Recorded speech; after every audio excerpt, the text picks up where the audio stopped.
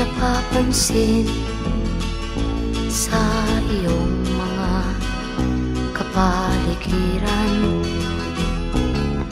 Kay dumi na ng hangin, pati na ang mga ilog natin. Hindi nga masamang pag-unlad at malayo-layo na rin ang ating narating.